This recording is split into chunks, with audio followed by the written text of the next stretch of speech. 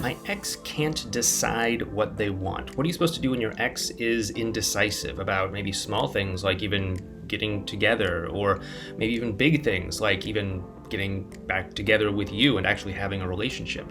That's what this video is about. But first, my name is Clay with modernlove.life, where we help you get the great loving relationship that you're looking for without having to play mind games, without having to play hard to get, and without having to pretend to be someone or something that you are not.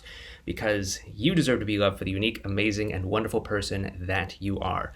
And if you agree with me, do me a favor by giving this video a thumbs up and send a message to YouTube letting them know that this is a good video that might help other people out and they might want to think about sharing it. That's what you do when you vote with those thumbs up.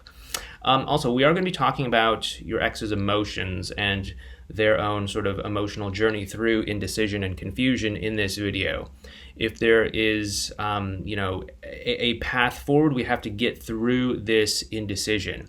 And if you would like some help on guiding your ex through any indecision that they might be going through, we do have a course called the Ex Solution Program. It helps them through what we would call the 5 stages of getting back together so that they can eventually get into a place where they feel comfortable, excited, and inspired to actually want to be in a relationship with you again. Anyway, not going to twist your arm for that, but if you are interested or curious, there is info on that in a link in the description box below this video. Okay, so let's go ahead and get into this.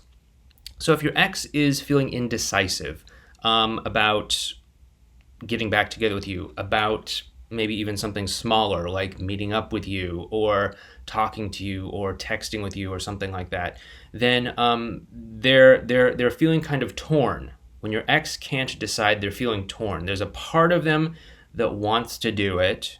There's a part of them that wants to be close to you. There's a part of them that wants to have this emotional connection that they know that they can have with you. And there's also another part of them that's being held back, either for internal or external reasons. Internal reasons might include things like doubt. That might include things like still being emotionally hurt or wounded from things that happened in the past, during the breakup, before the breakup, even after the breakup, depending on how that all went. It could also have to do with external things as well too, and these could involve things like, okay, maybe they're in a rebound relationship with someone else, and that person feels uncomfortable with, your ex texting with you because they're worried that, the two of you are going to get back together and they're going to lose their relationship. Or, maybe there's friends that are saying like, oh, you shouldn't talk to your ex, or, things like that, right? There could be all sorts of external things. So what do you do? Well, again, we want to look at the emotional level here. We don't want to look at all of the hundreds, countless possible external things and try to micromanage those, because what is at play here is the emotional connection. And so when we look at the emotional connection, there's a part of your ex that wants to move towards you, and there's a part of your ex that wants to move away from you, or is afraid to move towards you, or wants to keep distance from you. So what do?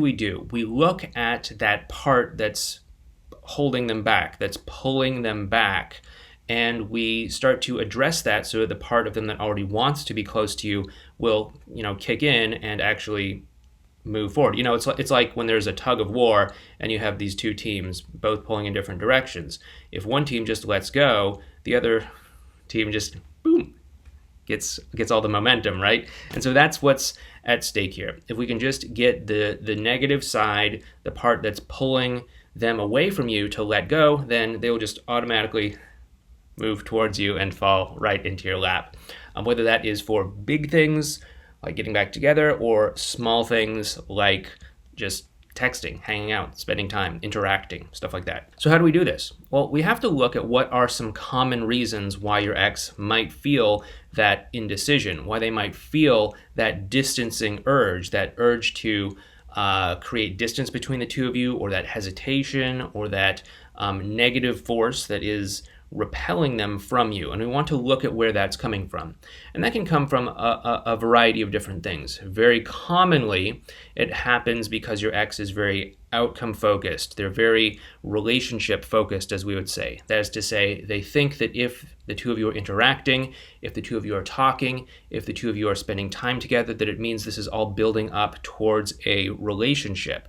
And especially in early stages, of the two of you connecting, that is probably too big of a thing to think about, to entertain, to make a decision on when the emotional connection isn't fully developed, okay? So what we want to do is we want to shift their focus from being relationship focused down to being connection focused, because when they are connection focused, they can be lost in the present moment, connecting with you, bonding with you, getting close to you, seeing what's possible between the two of you, seeing if they even enjoy spending time with you, allowing themselves to actually enjoy spending time with you, and so on and so forth. And this can happen when we decrease those expectations. So what we do want to do is we want to decrease those expectations. This is where, things like saying, hey, don't worry, let's just be friends for the time being, can come in handy, because we're kind of giving them permission really to let go of that urge to try and rush to define where this is going. What is this all leading up to? Are we getting back together? Are we not getting back together? If we're not getting, what if you think we're getting back together, but I'm not ready to get back together? Does that mean that I'm a bad person because I'm leading you on? Does that mean that I'm stringing you along? Does that mean that I'm like one of those people that gives someone false hope and abuses them or something like that, right?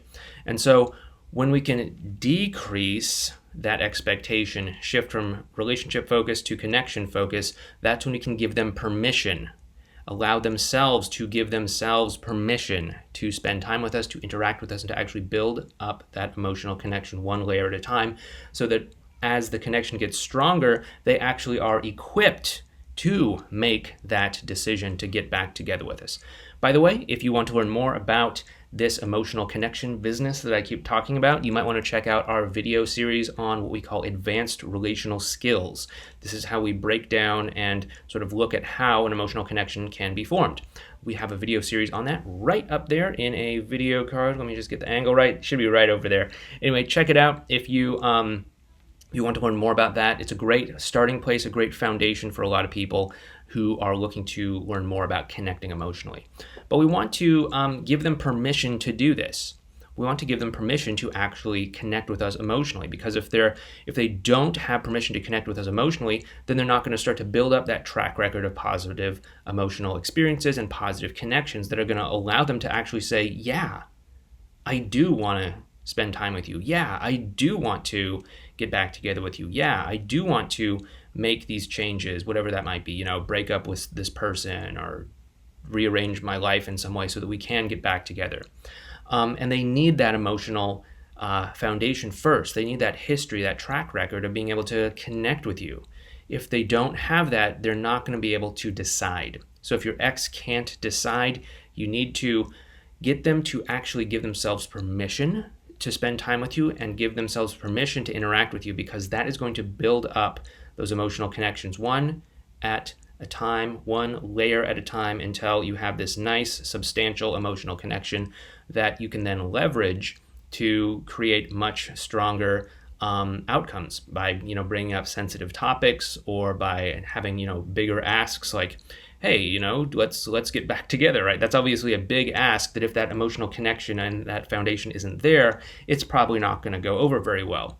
You may have experienced that. I remember I experienced that when I was back in damage control mode, back during my own breakups of the past, and I'd say, hey, let's get back together. And she'd say, no, I don't want to. Why is that? Because we didn't have that emotional foundation in place. Once we had that emotional foundation in place, she did want to get back together. But that is a story for another day. So what we want to do is we want to give our ex permission to spend time with us by decreasing those expectations, releasing those expectations, and allowing them to stay focused on the present moment so that they can connect with us, bond with us, get closer to us, and actually build up that emotional foundation so that they have the tools and the history and the emotional readiness to make that sort of decision. Okay, so that's really what I would suggest if your ex can't decide. It's a really important thing is we got to release that negative side so that the positive side can do its work. Okay, if you do want to learn more about that, we do have our course called the X Solution Program. You can find out more about that in the description box below once again. But otherwise, thank you so much for watching this video. I hope you found it helpful. If you did find it helpful, please make sure that you hit that thumbs up button. It helps us out with the YouTube algorithm. And be sure to subscribe to this channel as well too, so that you can get updates whenever we post new videos on this channel. But thank you so much.